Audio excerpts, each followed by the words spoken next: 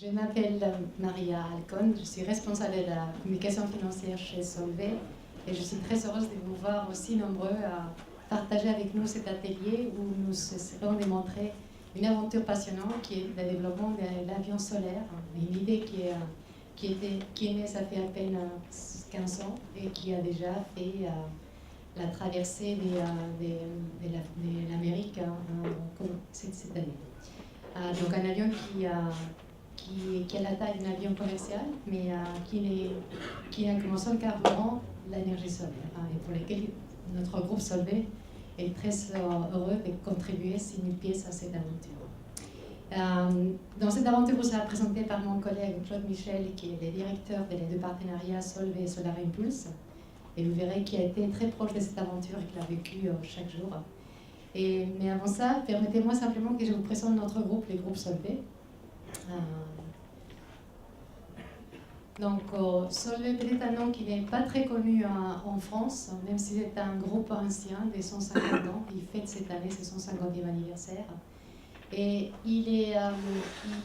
dans son siège de Solvay, il y a aussi un autre groupe français qui a été acquis par Solvay en 2011, qui était Odia, dont vous connaîtrez probablement, donc qui était une ancienne activité chimique des Rampoulenc. Voilà, donc qui est ce nouveau Solvay, c'est qui est ancien Solvay de 150 ans?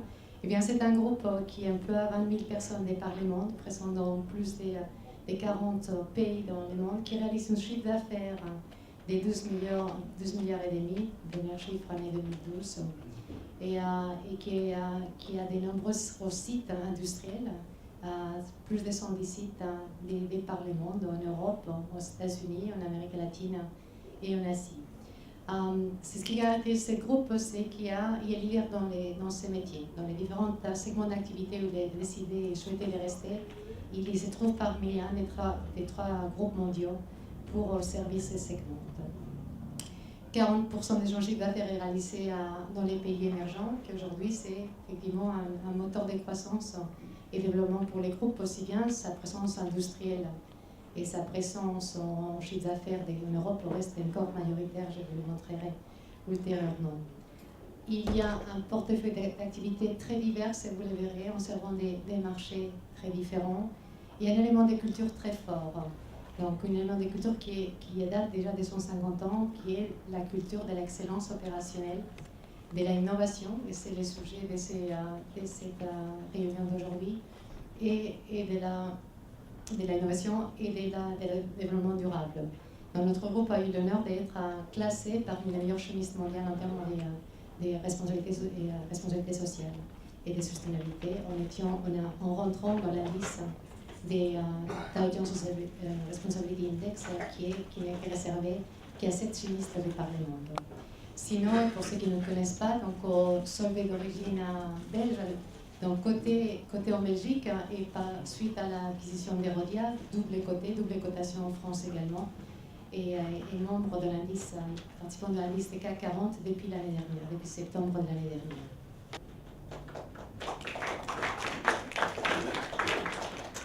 Merci Maria. Mesdames, Messieurs, bon après-midi. C'est un plaisir d'être avec vous par ce beau temps, par cet après-midi ensoleillé. Je crois qu'on va la placer donc cet après-midi sous le signe du soleil, parce que je vais vous parler d'un projet solaire. Alors, vous avez compris que nous sommes une entreprise chimique. Et alors, vous pouvez vous demander, mais que fait une entreprise chimique dans un tel projet?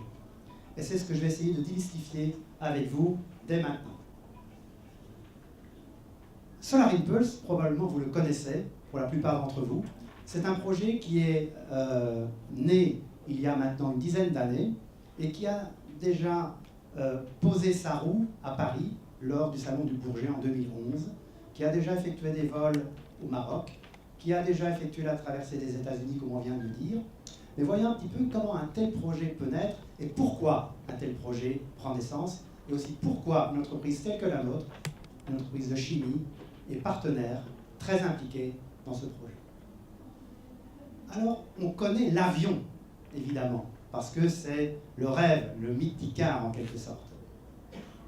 Mais Solar Impulse est beaucoup plus qu'un projet d'avion. C'est un projet d'abord de message qui s'adresse aux énergies. qui veut promouvoir les énergies alternatives avec les technologies que l'on a en main dès aujourd'hui. Est-ce que nous sommes définitivement liés à l'ère du pétrole pour nos développements futurs? Est-ce qu'il n'y a pas d'autres voies qui se profilent? Est-ce qu'il n'y a pas d'autres voies à ouvrir? Est-ce qu'il n'y a pas des solutions déjà possibles dès aujourd'hui? Voilà le message qui est porté par ce projet. Et en quelque sorte, l'avion solaire lui-même est le messager et le porteur du message. Donc quand on parle Solar Impulse, c'est toujours la dualité entre le message et le messager. Alors comment cette idée est-elle née? Eh bien, il faut rendre à César ce qui lui appartient, en l'occurrence à Bertrand ce qui lui appartient. Elle est née dans l'esprit de Bertrand Piccard, célèbre aérostier, qui a été le premier à faire le tour du monde en 1999. Et un vol de 19 jours qui a nécessité d'embarquer 4 tonnes de propane pour chauffer l'air de son ballon à air chaud. Et quand il a atterri au pied des pyramides, après son vol de 19 jours, il lui restait en tout et pour tout 37 kilos de propane sur les 4 tonnes, sur les 4000 qu'il avait embarqués. Et c'est à ce moment précis qu'est venue à lui cette idée, un vent contraire, une erreur technique, une erreur de navigation, de pilotage. J'aurais raté mon pari, j'aurais raté ma mission. Pourquoi? Parce que j'étais dépendant des énergies fossiles. Et à ce moment-là, il s'est juré que le prochain tour du monde qu'il ferait, autour du monde, il le ferait à l'exception d'utilisation de toute goutte, de tout gramme d'énergie fossile. Et voilà comment l'idée est née. Donc c'est Bertrand qui a eu cette idée, cette vision, dès 1999. Donc c'est bien d'avoir du rêve, d'avoir une vision, mais à un moment donné, il faut la transformer en réalité. Et c'est là que le deuxième partenaire intervient, qui est André Borchberg, pilote de son état, ingénieur, et qui a été chargé de la préétude. Et 3 ans après, en 2003, il est revenu vers Bertrand en lui disant « Ton projet, il est possible, et voilà ce que je te propose. Je te propose un planeur équipé de systèmes photovoltaïques pour capter l'énergie du soleil, équipé de batteries pour stocker cette énergie, pour pouvoir voler pendant la nuit, pour faire des vols très longs, avec une structure ultra légère, et ce faisant, tu pourras très probablement réaliser ton rêve, faire le tour du monde en avion propulsé exclusivement à l'énergie du soleil. » Donc le rêve est la réalité. Et je dirais la réalité, c'est là que les ennuis commencent. Tout d'abord, est-ce qu'on est dans les méga-tendances dont on entend parler, je dirais, d'une façon récurrente dans la presse, à la télévision? Regardez un petit peu cette histoire du pétrole. Regardez l'ère pétrolière telle que se définit par rapport à une échelle de temps qui n'est pas l'échelle géologique. On ne parle pas de millions ni de milliards d'années.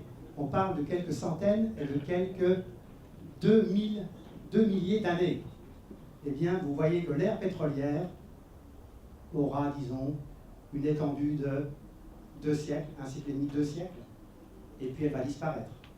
Donc, le bien fondé de rechercher des alternatives, je crois, s'exprime tout à fait à travers ce pic de l'ère pétrolière, à notre échelle de temps, je dirais, de notre ère chrétienne, de nos 2 millénaires. J'ai dit, c'est là que les difficultés commencent, quand on commence véritablement à traduire cette vision en projet concret. Tout d'abord, le remplacement du pétrole dont tout le monde parle, en particulier les politiques, eh bien, c'est une chose qui n'est pas banale et qui n'est pas facile. Pourquoi? Tout simplement parce que le pétrole, et nous en tant qu'industrie chimique, qui est grosse consommatrice d'énergie, nous devons le reconnaître, c'est un produit magique, qui a fait notre force, qui a fait notre, notre santé, qui a fait notre développement tout au long du XXe siècle. Juste un chiffre, c'est un produit qui a un contenu énergétique absolument incroyable. Un tout petit kilo de pétrole contient en gros 10 000 watts. L'image que je veux donner, c'est que pour avoir la même quantité d'énergie contenue dans une batterie de voiture à l'heure actuelle, eh bien, il faut 350 kg de batterie de voiture pour avoir la même quantité d'énergie que dans un tout petit kilo de pétrole. Si je prends maintenant les batteries les plus avancées que vous connaissez tous, ou au moins dont vous connaissez le nom, les batteries au lithium qui équipent nos PC, nos iPods, iPads, toute la téléphonie mobile, etc. Eh bien, il faut encore 35 kg de ces batteries les plus avancées pour avoir la même quantité d'énergie que celle contenue dans un tout petit kilo de pétrole. Donc, en parler c'est bien, mais le faire est difficile. On a dit qu'on allait travailler avec un avion propulsé exclusivement avec l'énergie du soleil. Elle est là, l'énergie du soleil, très simple, le soleil brille pour tout le monde. Il faut simplement la capturer, il faut l'apprivoiser. Et là encore, c'est bien d'en parler, c'est encore mieux de le faire, et là encore, ça n'est pas facile. Juste un chiffre. À midi, un peu comme maintenant, quand il fait beau, quand le soleil brille, une table, 1 mètre carré, reçoit à peu près 1000 watts d'énergie. Dans notre projet d'avion, on a dit qu'on voulait voler le jour et la nuit. Donc on doit compter les périodes de temps pendant lesquelles le soleil ne brille pas. Et puis les ailes de l'avion ne sont pas planes. Et puis il y a quand même un petit peu de nuages. Donc tout au long de la chaîne, on perd de cette énergie. En fait, quand on moyenne une énergie distribuée gratuitement par le soleil sur 24 heures, les 1000 watts deviennent 250 watts, le quart. Et on a encore du soleil à ce moment-là. Et ce n'est qu'à ce moment-là qu'on rentre dans le système photovoltaïque qui va transformer le soleil en électricité. Là encore, on va en perdre 4/5. Le rendement des cellules photovoltaïques est en gros 20%. Donc sur les 1000, il m'en restait 250, il ne m'en reste plus qu'une quarantaine. Là, j'ai de l'électricité qu'on va entrer dans un système électrique, batterie, moteur électrique, etc. Au bout du compte, tout compte fait, sur mes 1000 watts disponibles, eh bien, il y en a uniquement 30 qui sont véritablement efficaces pour la propulsion de l'avion. Et c'est véritablement la réalité de cette équation et de ce projet solaire. 1 mètre carré de photovoltaïque va me générer 30 watts qui va me permettre de faire voler 8 kg d'avion. Tout calcul fait, pour pouvoir réaliser le rêve de Picard, eh bien, il faut un avion qui développe 200 mètres carrés de cellules photovoltaïques, c'est-à-dire une envergure de 63 mètres par 3 mètres de corde, qui embarque 400 kg de batteries les plus performantes, pour un poids total d'uniquement 1600 kg. Et cette machine ne pourra emmener en l'air, en toute sécurité, uniquement une personne à 70 km/h. Dit en mots, c'est peut-être encore plus parlant, il s'agit de créer un avion qui aura l'envergure d'un Airbus A340, le poids d'une voiture milieu de gamme et la puissance d'un scooter. Voilà le projet tel qu'il se définit. Donc, à tous ceux qui parlent d'énergie alternative, je crois qu'il faut bien voir la difficulté de la chose. Effectivement, elle est là, mais il faut véritablement l'apprivoiser, il faut vraiment la contrôler, pouvoir la maîtriser. Et c'est là que nous, en tant qu'industrie chimique, nous allons intervenir, comme je vais vous le montrer maintenant. Nous sommes devenus partenaires dès 2004, et pourquoi? Pour un tas de raisons. Une première est une raison historique. Maria vous a dit tout à l'heure que peut-être le nom de Solvay n'est pas très connu en France, bien que nous ayons beaucoup d'établissements en France. À Tavo, il y a des connaisseurs dans la salle. Solvay est aussi connu pour avoir créé en 1911 le premier conseil de physique à Bruxelles, c'est-à-dire d'avoir rassemblé dans la même salle de réunion de l'hôtel Métropole à Bruxelles les savants les plus brillants du début du siècle. Vous reconnaissez sur cette photo Einstein, vous reconnaissez également Madame Curie, la seule femme, et j'ai le plaisir à dire la seule femme, et c'est la seule à avoir 2 prix Nobel, celui de chimie et celui de physique. Ces conseils de physique ont perduré avec le temps, et quelques années après la Première Guerre mondiale, 1927, le plus célèbre de ces conseils, parce que pour les scientifiques, il a vu l'affrontement absolument homérique entre Einstein et Bohr sur la nature de la matière. Il y avait également un participant qui était ici, Auguste Piccard, qui n'est autre que le grand-père de Bertrand Piccard, qui était un physicien scientifique qui a enseigné et étudié à l'Université libre de Bruxelles. Donc, lien, si vous voulez, historique entre la famille Solvay, la famille Piccard et la Belgique. Alors, c'est bien un lien historique, mais ça ne suffit pas. Nous avons aussi reconnu dans ce projet, et Maria a parlé d'innovation tout à l'heure, des valeurs qui étaient véritablement en parfait accord avec les valeurs de notre entreprise. Et ces valeurs, je les rappelle, en tout cas quelques-unes d'entre elles. Un, l'innovation permanente. On a dit qu'on allait fêter cette année nos 150 ans d'histoire, mais en fait, 150 ans d'histoire, ce sont avant tout 150 ans d'innovation. Nous sommes probablement la seule entreprise à célébrer les 150 ans de vie avec le même procédé. Le procédé Solvay, né il y a 150 ans, est encore utilisé aujourd'hui dans nos usines qui fabriquent le fameux carbonate de sodium à l'ammoniac. Esprit pionnier, osez faire des choses que personne n'a fait avant vous. Et puis la dimension humaine, extrêmement importante. Des valeurs de respect de l'homme et bien évidemment des valeurs de respect de notre planète. Tout ça c'est bien, l'histoire, les valeurs, mais ça ne suffit pas encore parce que nous sommes une industrie. Nous faisons du design, donc de la conception, de la fabrication, de la commercialisation de matériaux et de produits chimiques avancés. Et c'est là qu'on a eu, je dirais, l'intelligence de comprendre dès le début de ce projet que nos matériaux allaient trouver une place dans ce projet.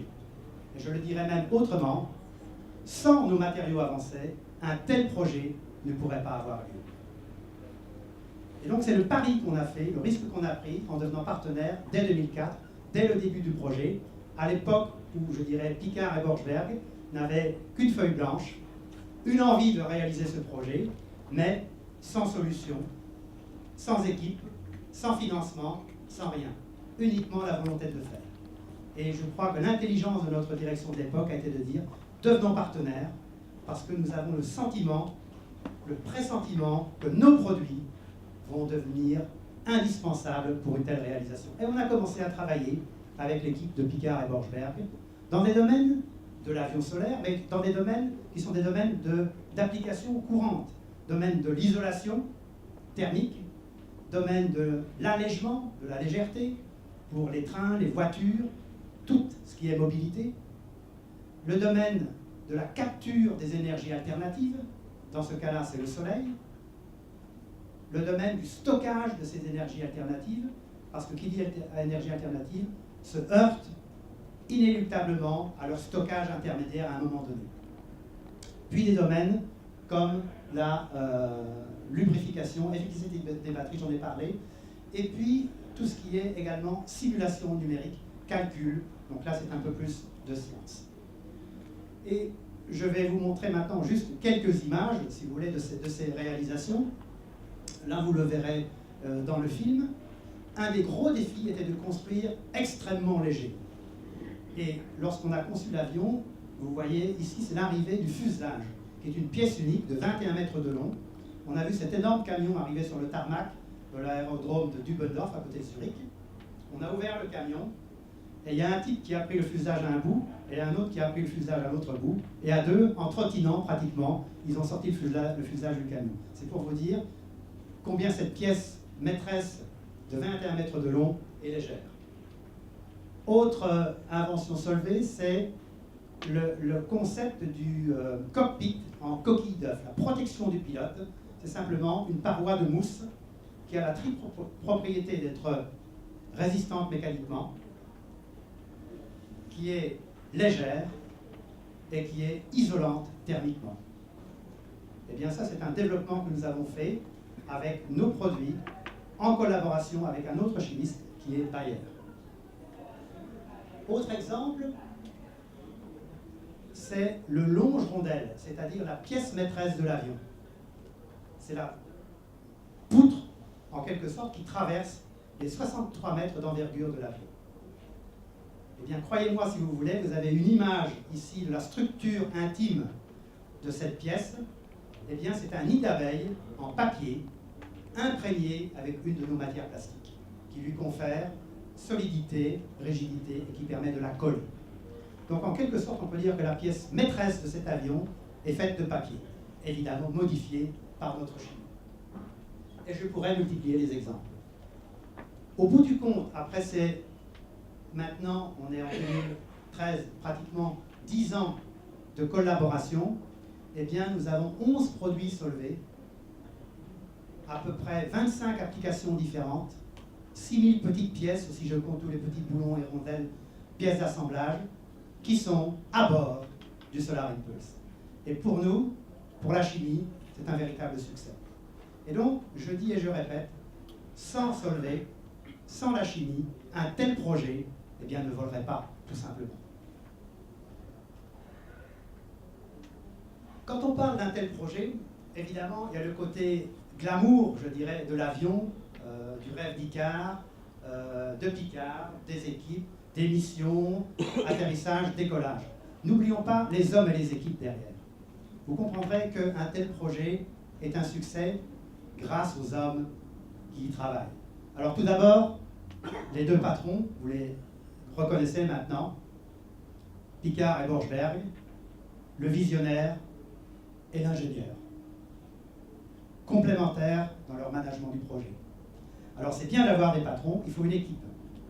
Autour d'eux, une équipe d'environ 80 personnes. Et si je devais caractériser cette équipe, eh bien c'est la diversité. Pour faire un avion, en fait, il y a très peu de personnes qui viennent de l'industrie aéronautique. On est allé chercher des gens dans tous les domaines, dans la chimie, dans la physique, dans les ordinateurs, le calcul, la simulation, la voiture, la course de Formule 1. Et le plus bel exemple, c'est la construction de bateaux. Quand on a conçu l'avion, naturellement, on est allé chercher un constructeur, on est allé voir un constructeur d'avions, un constructeur de planeurs en Allemagne, qui est censé construire léger, puisque son métier, c'est de construire des planeurs de compétition ultra légers. Il nous a dit, mais votre projet, c'est magnifique, mais vous savez, c'est beaucoup trop grand, beaucoup trop léger, cette machine-là, ça ne volera jamais, et nous, on ne fait pas, donc on ne peut pas le faire. Alors Picard et Borchberg ne se sont pas démontés. On est allé voir une petite société qui est à côté de Lausanne, mais dont le métier est de construire des bateaux. Donc c'est un petit chantier naval qui fait des bateaux de course. Et eux, ils ont dit, écoutez, nous, on n'y connaît rien du tout en avion, mais par contre, on s'y connaît vraiment en fibre de carbone. Et donc ce projet, écoutez, on va vous le faire. Et le paradoxe, c'est que probablement l'avion le plus léger au monde n'a pas été fait par un avionneur, mais a été fait par un constructeur de bateaux. Des patrons, une équipe, évidemment il faut des ressources financières, et ce projet est financé exclusivement sur des fonds privés, par des partenariats, et nous sommes très très fiers d'avoir été le premier partenaire principal à rejoindre ce projet. Nous avons été suivis évidemment par d'autres, que vous voyez ici et que je me plais à citer, Omega, Deutsche Bank et Schindler pour les partenaires principaux, puis Bayer, Swisscom, Altran, que vous connaissez très probablement ici en France, et très récemment, suite à notre mission aux Amériques, Google est devenu partenaire au deuxième niveau, donc partenaire qui va nous donner une visibilité supplémentaire à nous partenaires et également au projet. Donc financement exclusivement privé par une galaxie de partenaires qui tous ont une contribution technique et surtout partagent le même esprit d'innovation et d'esprit pionnier. Alors, en quelques images, parce que je crois qu'on va voir un film qui va nous montrer ça encore mieux. Tout d'abord, le premier vol, on est en décembre 2009. On a reproduit après uniquement 5 ans de travail, de la feuille blanche au premier vol qui reproduit le vol des frères Wright aux États-Unis. 5 ans. 1 mètre du sol, 300 mètres. Puis le premier vol d'altitude. Puis le premier vol de nuit, 26 heures en vol. Donc on a prouvé que la chaîne énergétique nous permettait de faire un vol jour, nuit, jour, c'est-à-dire de voler d'une façon perpétuelle sans utiliser une seule goutte de pétrole. Puis après, je dirais des vols plus touristiques, au-dessus du lac Léman, vous reconnaissez le château de Montreux, puis Bruxelles et son atomium, puis Paris et sa tour Eiffel. Nous étions l'invité du Salon du Bourget en 2011, puis le Maroc, Rabat, Ouarzazate et retour, puis cette année, le vol mythique à travers les États-Unis, de San Francisco à New York, en étape. Voilà, c'est l'histoire de Solar Impulse. Vous comprendrez que c'est un projet qui nous tient à cœur, qui est pour nous porteur de messages, mais également porteur de richesses. Les bénéfices d'un tel partenariat s'inscrivent dans nos produits, dans nos business, s'inscrivent également dans notre réputation en tant que groupe. Mais au-delà de la réputation de Solvay, je crois que c'est véritablement toute la chimie qui est mise à l'honneur dans ce projet. Et puis, dimension qui me tient particulièrement à cœur, c'est la dimension humaine du projet. Vous ne pouvez pas imaginer la fierté de nos gens, de nos personnels, d'appartenir à un groupe qui a su se déterminer pour un projet aussi innovant. Et pour terminer, j'aimerais le faire sur une citation d'un de mes auteurs favoris, de Saint-Exupéry, qui, comme vous le savez, a écrit beaucoup de livres, mais dont un qui s'appelle Vol de nuit, et on est véritablement dans le vif du sujet. Et dans Vol de nuit, il a écrit cette phrase magnifique: vous voyez, dans la vie, il n'y a pas de solution. Il y a des forces en mouvement. Il faut les créer et les solutions les suivre. Et je crois qu'on est typiquement dans cette logique avec notre projet. Je vous remercie.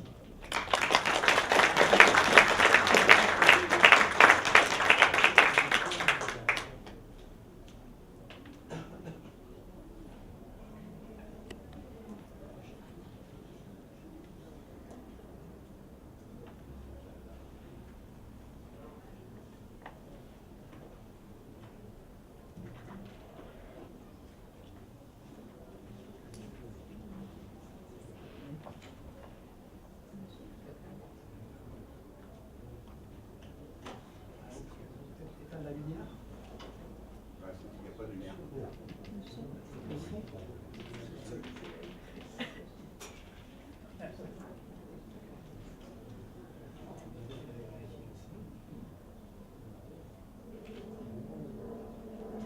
Ça va venir. Voilà. You have to respect. But most of the time, people believe something is impossible just because they never dared to try.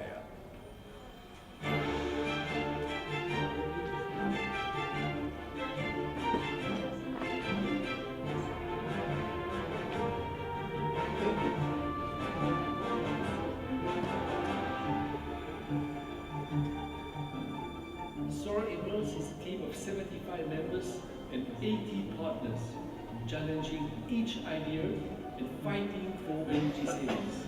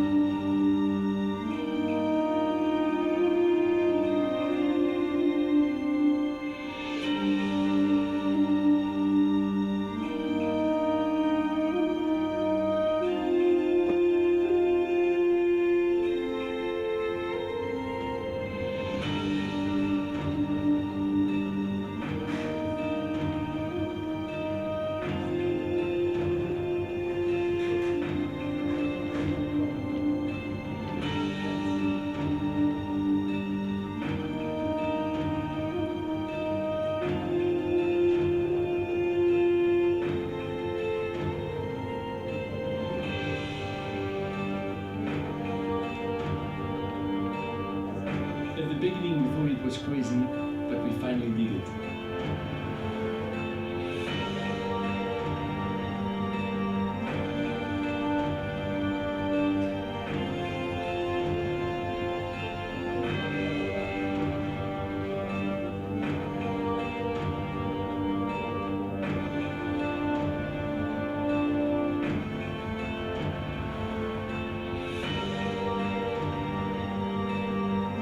What can be done in the air, where it is the most difficult to achieve, can be done on the ground, where it's much easier for our daily What life. European research can do and what the idea of a human being can do in order to put the future. On a besoin d'innovation, on a besoin d'investissement et on a besoin de rêve. C'est le rêve qui tient l'innovation. Le rêve, c'est lui. Dreams can come true. They cannot come true just by a snap of a hand. But for this, we need political courage and pioneering spirit.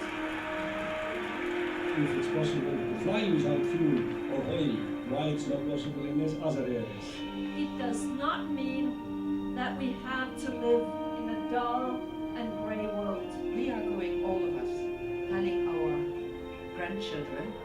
We were there with the bird. We need such a project.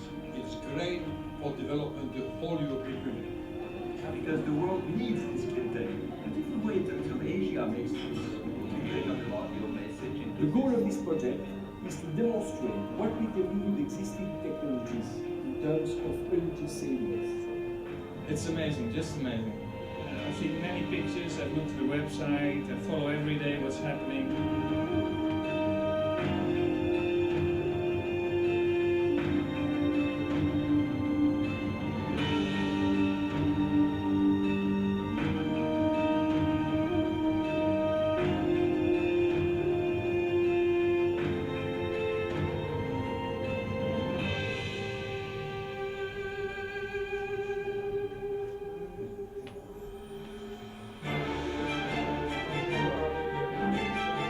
Okay, Jorge, the whole team is ready. You are clear to proceed, Jorge. Have a good flight.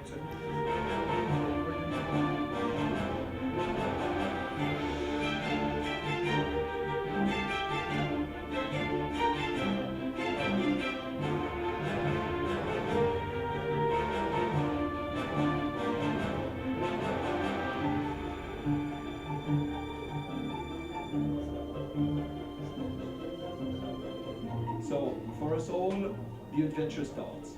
Really. Up to now it was a day flight, now the night flight is starting.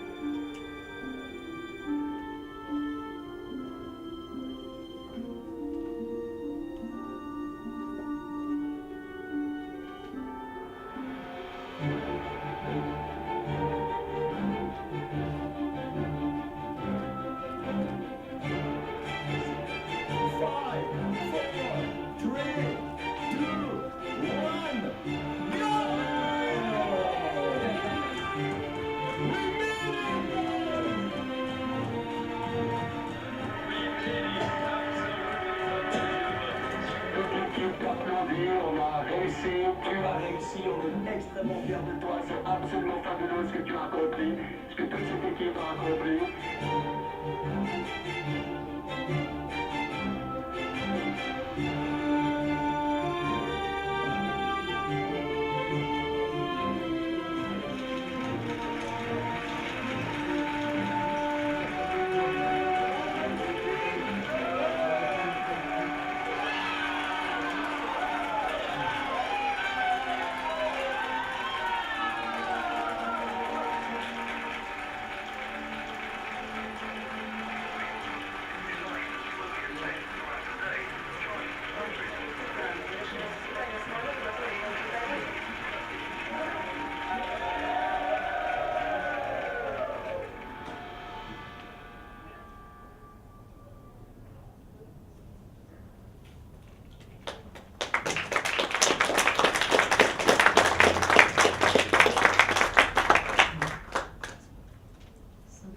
On a 10 minutes si vous souhaitez nous poser des questions, soit sur le projet, soit sur notre société.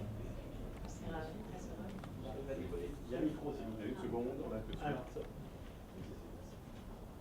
il y a une première question là. Est-ce qu'il arrive à décoller tout seul? La réponse est oui. C'est un projet extrêmement pur. Donc les batteries sont chargées au soleil et non pas sur le secteur. Et il décolle en environ 200 mètres, une douzaine de secondes, à une vitesse de 40-44 km/h, uniquement avec son autonomie. Oui, pour qu'un prototype devienne une véritable innovation, faut-il encore voir les perspectives de marché. Est-ce que vous avez envisagé, en fonction des évolutions de l'appareil, des applications, même modestes, sur des types de marchés possibles? Alors, en ce qui concerne notre entreprise Solvay, la réponse est très très claire. Nous n'allons pas développer des Solar Impulse. Par contre, tous les composants que nous avons développés à bord de cet appareil, je parle de la mise en œuvre du système photovoltaïque, je parle des composants pour batterie, je parle des polymères spéciaux pour la légèreté, je parle des mousses d'isolation, des lubrifiants, sont déjà utilisés dans nos marchés existants, de l'équipement intérieur d'avion, de l'automobile, de la téléphonie. Notamment tout le domaine des batteries, qui est un domaine extrêmement porteur à l'heure actuelle, eh bien, nous avons fait des progrès grâce à Solar Impulse.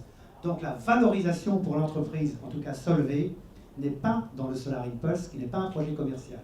Par contre, nous le valorisons dans nos marchés que Maria a décrit tout à l'heure. Je voulais vous dire que donc, certains développements qu'on a fait pour l'avion solaire nous permettent aujourd'hui de nous placer comme un acteur incontournable parce que beaucoup fait pour des applications qui nous sont courantes. Effectivement, on a développé des membranes pour couvrir les panneaux photovoltaïques qui sont extrêmement légères et qui sont des parfaites applications dans les quotidiens parce qu'il a moins de poids, moins de matière, il a beaucoup plus facile d'entretien. Donc effectivement, on ne va pas développer, on ne conçoit pas des avions solaires à une échelle de 10 ans, peut-être ça prendra plus d'années, qui pouvaient faire des voyages commerciaux. En revanche, l'ensemble des matériaux sont déjà utilisables.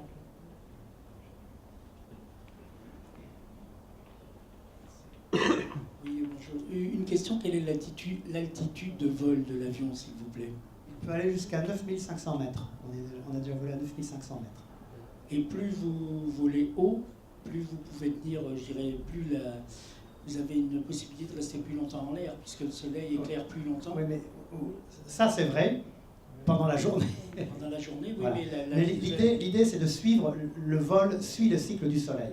En fait, pendant la journée, on vole, on monte en altitude, et on remplit les batteries au maximum. Et quand on arrive à la fin de la journée, lorsqu'il n'y a plus de soleil, on fait d'abord un vol plané, en profitant de l'énergie potentielle, puis ensuite on vole sur la réserve des batteries pendant le reste de la nuit. Mais vous seriez capable de rester 24 heures sur 24 en vol, mais à condition de suivre le soleil. Exactement. Mais il est conçu pour rester indéfiniment en vol.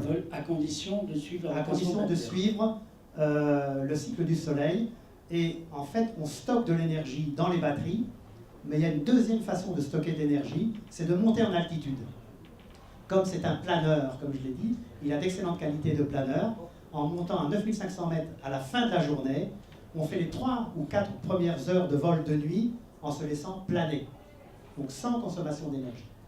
Et une dernière question, corrigez-moi si je me trompe, est-ce qu'il y a en cours un projet aux États-Unis d'un avion qui vole à 30 000 mètres de haut, qui est capable de rester en vol stationnaire par rapport à un point du globe indéfiniment? Oui, il y a effectivement des projets du même type, mais qui sont des drones. Un drone, absolument. Voilà. Donc la grosse différence, c'est qu'il n'y a pas d'homme à bord. C'est uniquement une machine, un robot. Et typiquement, nous avons voulu que dans ce projet, il y ait un homme à bord. Pourquoi? Parce qu'au-delà de la technologie, nous voulons porter un message. Et s'il n'y a pas une dimension humaine au projet, eh bien, on ne va pas porter le message. Si je vous pose la question, la conquête de la Lune, c'est quoi pour vous? Vous allez me répondre 1969, Armstrong. Or, des modules lunaires se sont posés sur la Lune bien avant Armstrong, en 86 et en 88. russes et américains. Personne ne s'en souvient. Pourquoi? Parce qu'il n'y avait personne à bord, tout simplement. Donc vous voyez, la dimension humaine est véritablement quelque chose qui est inhérente à ce projet. J'ai dit avion, messager, et j'ai dit message, communication. Merci beaucoup. Comment vous avez résolu le problème de l'oxygène? Comment avez-vous résolu le problème de l'oxygène? Alors, pour l'instant, on embarque, les pilotes embarquent une bonbonne d'oxygène et ils ont un masque. Pour le deuxième avion tour du monde, ça n'est pas suffisant et c'est l'Air Liquide qui a trouvé la solution. On a un système de génération d'oxygène à bord, simplement par une turbine qui va filtrer l'air pour l'enrichir en oxygène à partir de l'air extérieur. Donc on va passer l'air ambiant par une turbine à travers un tamis moléculaire qui va enrichir en oxygène. Pour l'évacuation des déchets.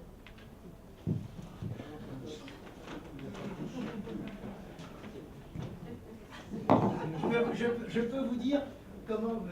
Picard a donné la réponse. Je dois boire, je bois, et la bouteille est vide.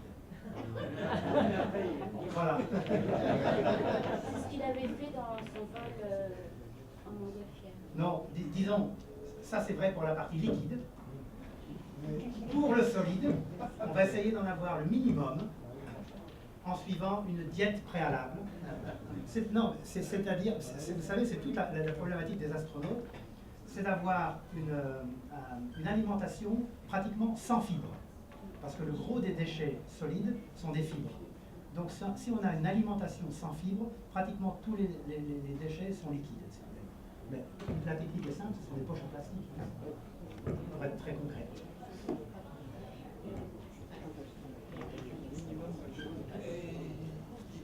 J'ai une question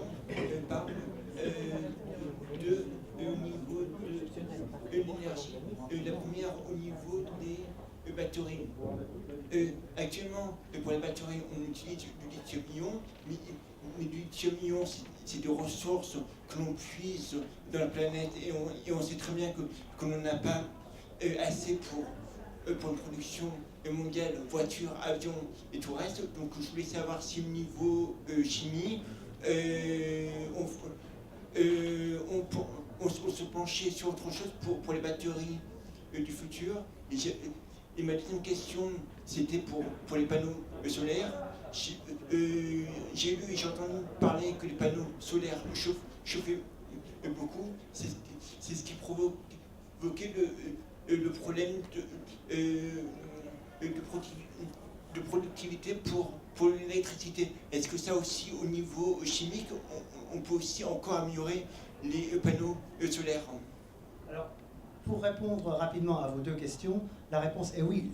L'innovation et l'augmentation des performances est permanente dans les deux domaines. Clairement, aujourd'hui, on ne connaît pas de meilleure batterie que celle au lithium. Alors là, on est au lithium-ion. Vous connaissez probablement les batteries qui équipent les Blue Cars de Bolloré qui sont des lithium-métal. Maintenant, on travaille sur du lithium-soufre, puis sur du lithium-air, qui sont, disons, 4, 5, voire 10 fois plus efficaces en termes de contenu. Mais on est toujours avec le lithium. Alors évidemment, il y a d'autres systèmes qui sont à l'étude. Et je peux vous dire que parmi les chimistes, pratiquement tout le monde, à l'heure actuelle, travaille sur les batteries. Mais il n'y a pas que les batteries, il y a les supercondensateurs qui sont également d'autres systèmes de stockage de l'énergie. Donc on verra, et j'en suis absolument convaincu, dans les années qui viennent, des sauts technologiques qui vont se faire dans le domaine du stockage de l'énergie. Lithium, et il y aura d'autres solutions qui viendront. Pour le photovoltaïque, ce que vous dites est tout à fait vrai également. Là, on est sur du silicium tout à fait classique, et il y a énormément de combinaisons d'autres métaux qui sont utilisés et qui sont d'ores et déjà utilisés, notamment dans tout ce qui est le satellite. La fourniture d'énergie au satellite sont avec d'autres combinaisons de métaux comme du germanium, de l'indium, de l'arsenic et des combinaisons de ces métaux. Donc la réponse est oui, il y a en permanence des évolutions et il y aura en plus des sauts technologiques qui vont nous faire passer d'une technologie à une autre.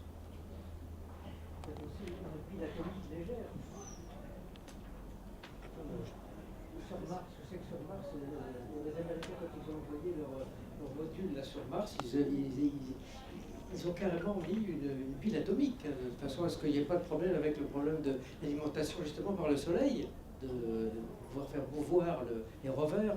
Et alors là, donc, est-ce que ça ne serait pas imaginable, des solutions atomiques, j'allais dire, mais vraiment trouver quelque chose, quoi. Vous savez, voilà, toutes les idées sont bonnes à prendre, évidemment, quand on est dans le monde de l'innovation. Là, on est dans un domaine de démonstrateur, si vous voulez. Et ce que j'ai dit, c'est que vis-à-vis de ces problèmes d'énergie alternative, on ne veut pas être trop loin des solutions, je dirais, palpables, disponibles actuellement. Donc l'option que Picard et Borchberg et ses partenaires avons pris, tous ensemble, c'est de dire, utilisons des technologies existantes aujourd'hui. Et le message est celui-là. Dès aujourd'hui, si on arrive à faire voler cet avion autour du monde avec du photovoltaïque au silicium, avec des batteries au lithium, ne venez plus nous dire qu'on ne peut pas faire la même chose sur Terre, dans nos voitures, dans nos maisons, dans nos équipements. Donc il y a une question de proximité de temps, si vous voulez, et de disponibilité de technologies véritablement courantes, qui sont très très présentes dans ce projet. 3 questions rapides. Première question, le pilote est seul. Comment est assuré sa sécurité en cas de grand danger physique ou technique? Deuxième question, si décidément il devait y avoir un gros problème et s'il n'y avait plus d'avion, quel est le budget en temps et en euros par exemple pour construire un avion équivalent pour maintenir le projet? Et troisième et dernière question, est-ce que plus ou moins le parcours du Tour du Monde est connu? Bon, on imagine combien de temps il va prendre vu les statistiques de vitesse que vous avez données, mais est-ce que tous les pays pressentis sont d'accord pour recevoir cet avion dans leur espace aérien? Donc beaucoup de questions. La première, sécurité du pilote, qui est tout seul et qui peut avoir des problèmes soit physiques soit techniques. Sécurité minimale, vu les contraintes de poids, il n'y a aucune redondance dans les systèmes de contrôle de l'avion, aucune redondance. Tout est mécanique, parce que tout ce qui est hydraulique ou pneumatique nécessite des compresseurs et de la tuyauterie, donc c'est uniquement de la tringlerie. Au point de vue du pilote, il y a juste un parachute dans le dos, donc la seule chose qu'il peut faire, c'est sauter. S'il est dans une altitude où il peut sauter. Alors il y a 2 phases critiques, c'est les 200 premiers mètres et les 200 derniers mètres d'altitude. Et comme c'est un avion qui est à progression très très lente, cette phase est relativement longue. Donc il y a des phases critiques, démarrage et atterrissage. La deuxième question, oui. Supposons justement le cas que vous avez évoqué, c'est-à-dire que le pilote est obligé de sauter et l'avion est détruit. Il faut reconstruire un nouveau prototype. Ça coûte combien et ça prend combien de temps? Alors, ça coûte combien la totalité du projet pour arriver depuis l'initiation en 2004 jusqu'au Tour du Monde en 2015, où il y aura eu 2 avions, est un budget global de 140 millions de francs suisses. Alors, évidemment, ce n'est pas le coût de l'avion, c'est le coût principalement des équipes du design, qui a compté pour le premier avion. Donc, en gros, si vous voulez, le deuxième avion, c'est en gros 20 millions de francs suisses. Donc, en gros, 100 millions d'euros et 15 millions d'euros pour un avion. Et alors, la dernière question, c'est avez-vous déjà donc tout ficelé pour le Tour du Monde 2015, et en particulier en termes d'accueil de tous les espaces aériens pressentis? Alors là, c'est l'expérience de Picard qui va nous aider, qui va beaucoup l'aider, parce que si vous avez suivi son tour du monde en ballon avec Orbiter 2 notamment, il a été obligé de se poser en Chine, justement parce qu'il n'avait pas l'autorisation de survoler ce territoire. Donc maintenant, il a appris à avoir, disons, les autorisations des autorités politiques et de l'aviation civile et de l'aviation militaire de tous les pays qu'on va survoler. Donc ça, c'est oui d'un point de vue diplomatique et d'un point de vue autorisation. Maintenant, la route qui est prévue est en cours de définition, mais c'est déjà un vol d'ouest en est, entre 15 et 30 degrés de latitude nord, qui partirait probablement d'un des pays des Émirats, Dubaï, qui irait probablement en Inde, Shanghai, donc là, ou plus au sud dans la Chine. On est obligé de faire le Pacifique en 2 fois, donc on va se poser obligatoirement à Hawaï, puis Californie, puis Floride, puis arriver soit en Espagne du Sud, soit au Maroc, et recouper la méridienne de la ville de départ. Merci beaucoup. On est dans les 2 dernières minutes, donc on a le temps pour une question.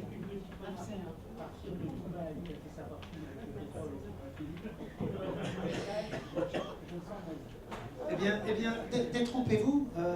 Je crois que là, je pense que c'est un projet, comme vous l'avez vu, qui nécessite des fonds, des moyens. Et je crois que si les pétroliers se mettent à réfléchir pour leur futur aussi, c'est un signe qui est quand même très très positif. Vous savez, il faut...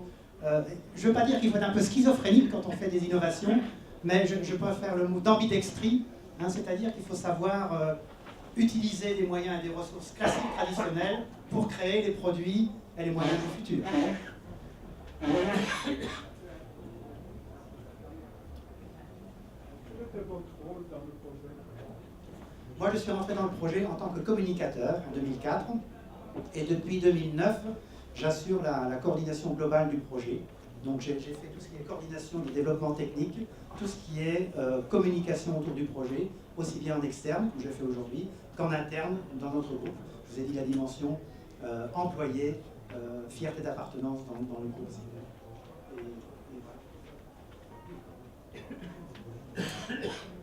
Voilà, si vous n'avez pas d'autres questions, on vous remercie pour votre intérêt. Merci beaucoup.